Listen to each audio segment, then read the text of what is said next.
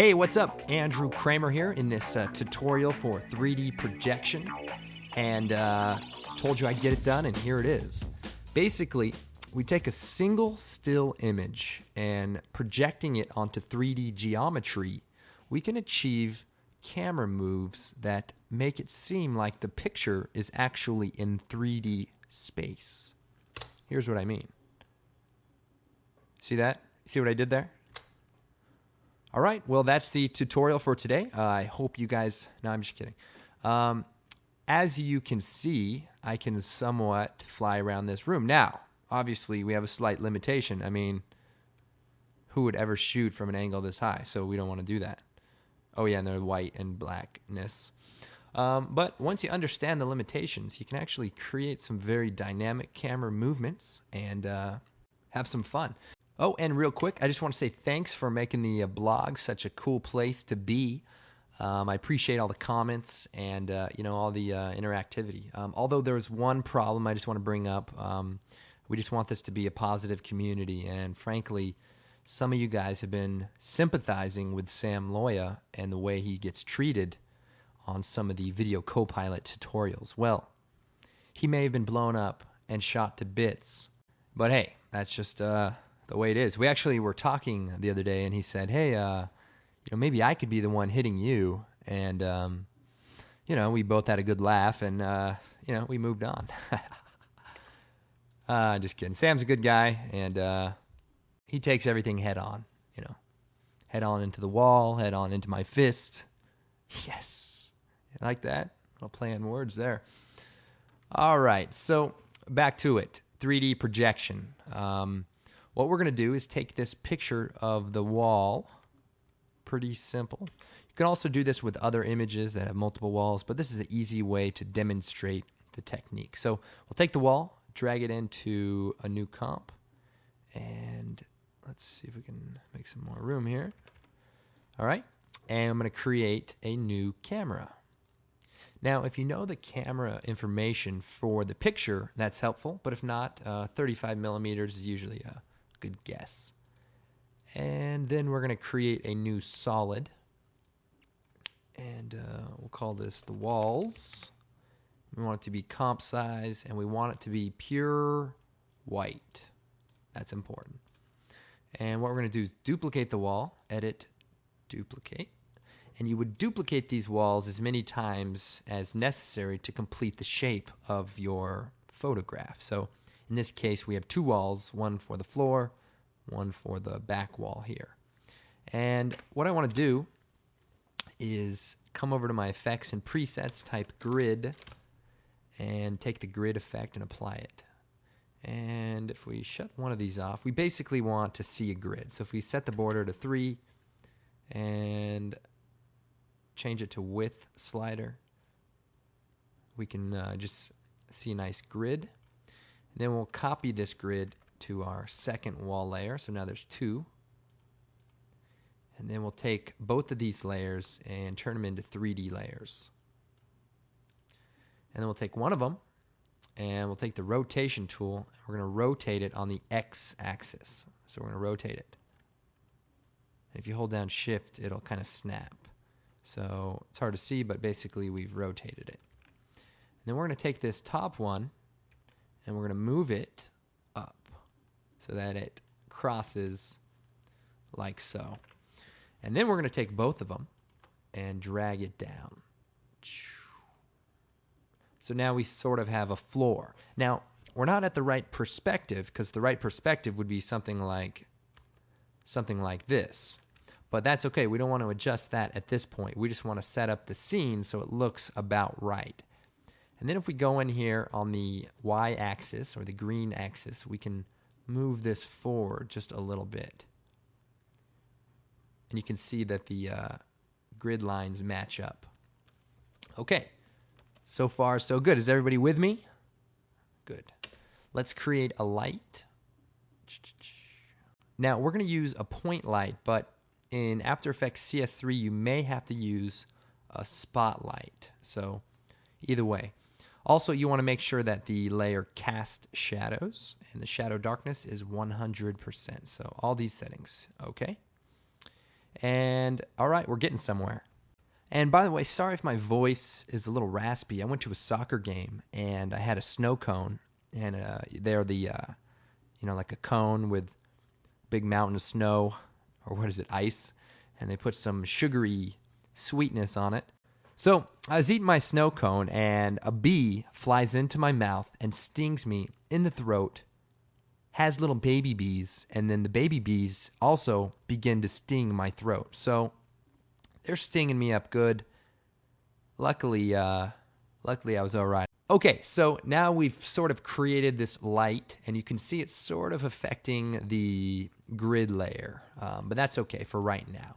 Now, we need to take this wall and project it onto this geometry. And when I say geometry, I mean these 3D walls. So what we want to do is take this wall layer and duplicate it. So one of them is going to be our reference, and one of them is going to be our projected,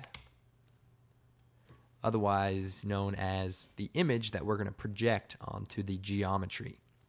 So what we'll do is turn the second one, or the projected one, into a 3D layer, and we'll scale it down just a little bit.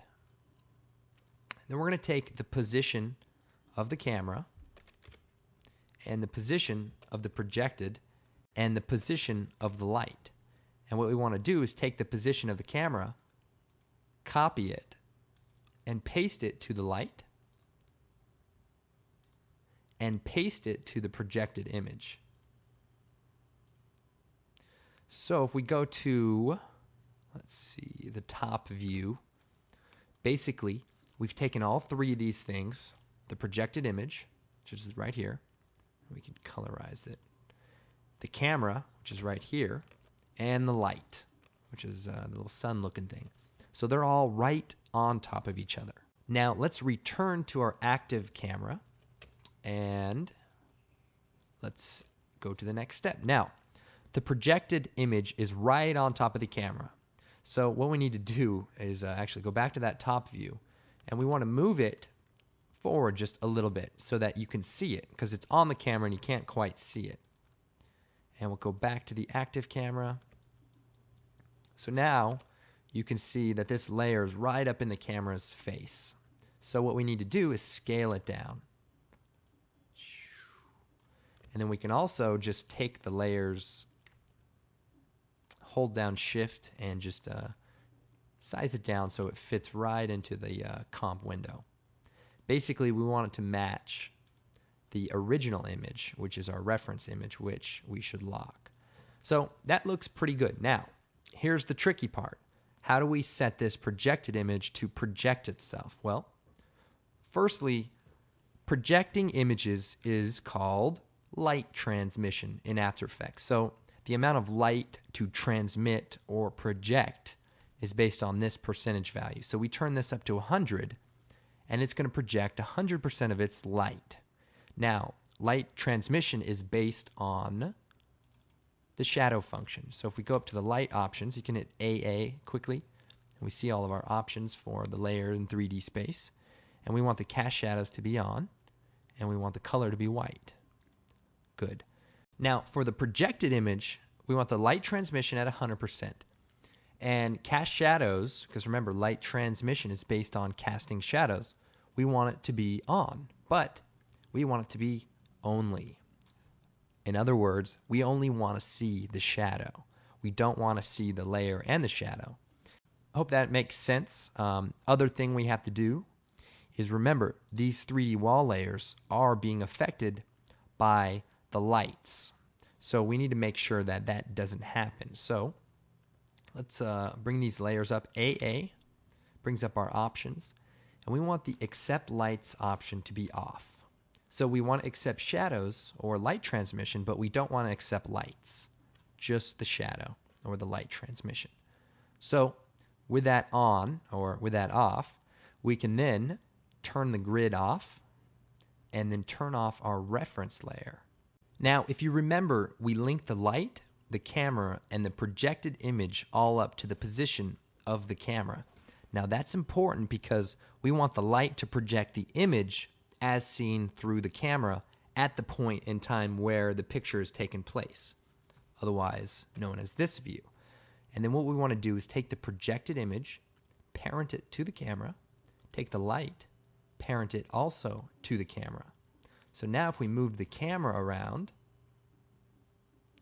you can see we're changing the scene, but the projected image is linked to the camera, which means what's being projected does not change. So now if we turn our grid back on by turning the effects back on, and our reference image, and if we turn the accept shadows off temporarily, then what we can do is take the orbit camera tool and move it around until the scene matches up. And just hit C to get through the different tools. We can use the move tool. We can use sort of the rotation tool.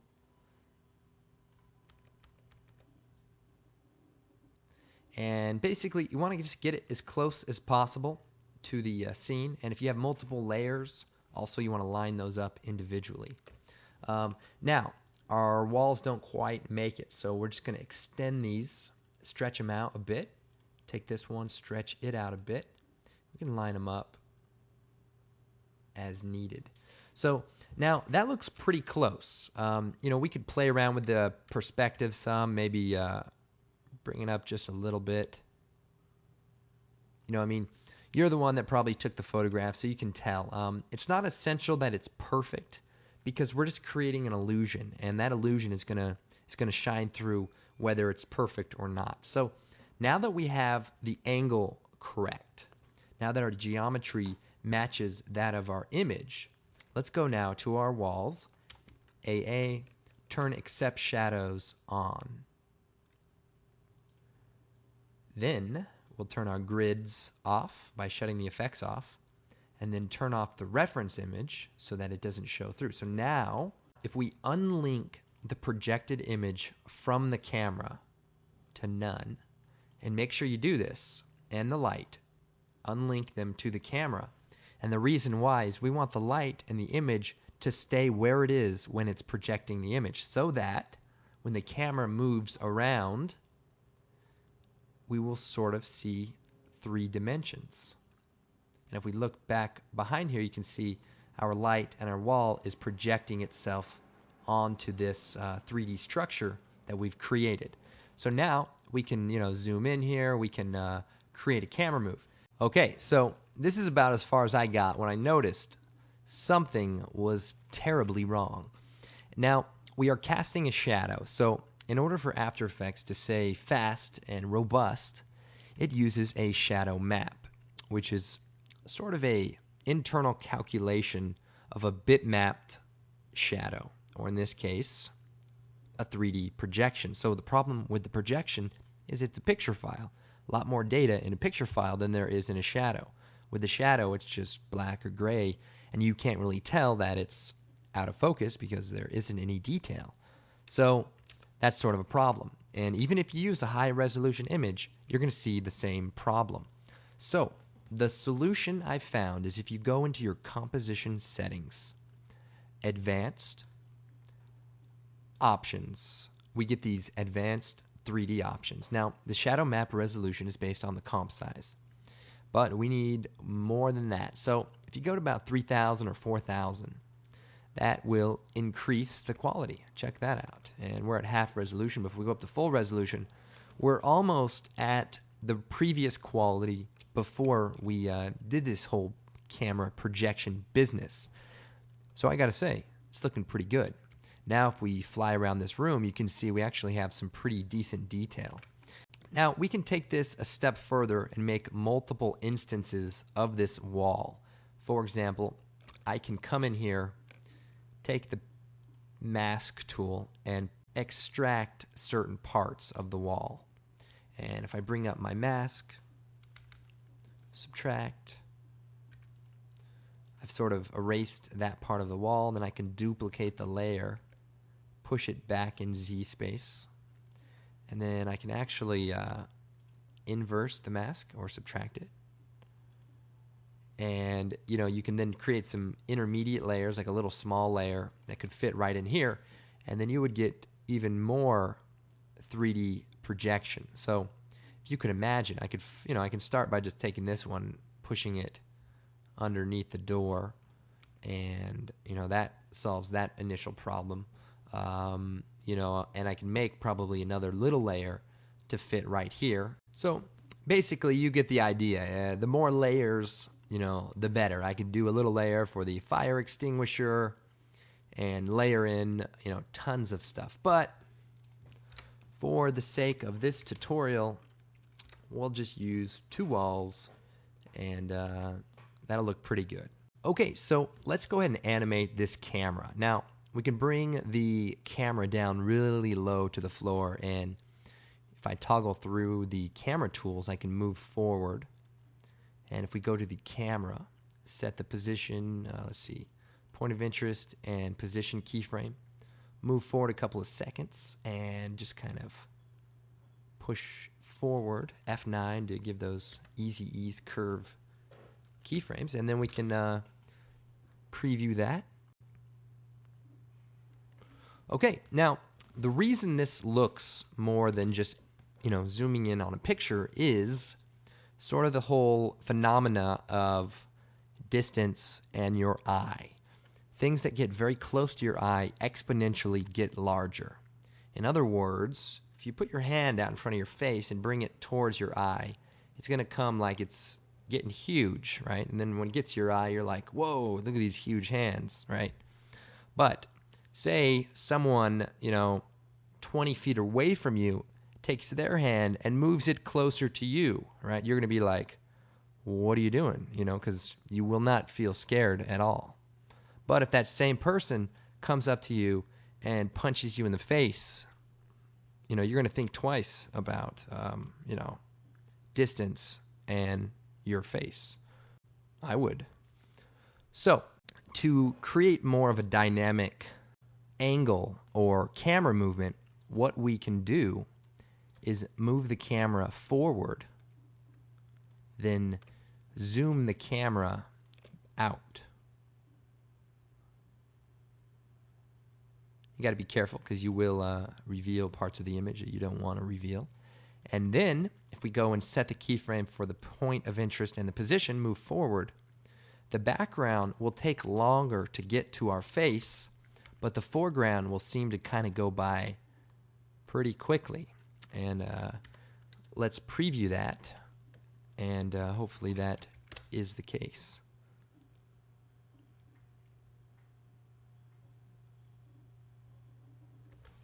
Okay, so as you can see, the floor seems to really make good time, and you can see we can really scale this floor by not even moving very fast. And then the other cool trick is to actually move the camera. And obviously you want to be careful not to get out of the frame of the picture, because you are limited by that, of course. But let's take a look at this.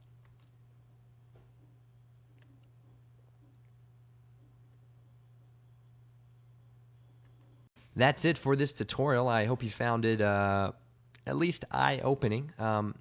There's certainly a lot of things you can use it for, adding some, just some dynamic establishing shots of a scene where you only have a photograph and maybe the place doesn't really exist. I'm sure you guys will think of tons of things. Okay, well, be sure to come stop by the blog and leave a comment. We got some new stuff there every day, or we try to. And of course, come check out our store. Hey, we got some great DVDs in there, and I'm sure you'll find something useful. If you think these tutorials, these free ones, are good, think about how good the ones that actually cost money are. Well, I'm Andrew Kramer, and I hope you enjoyed this tutorial. I look forward to the next one, and we'll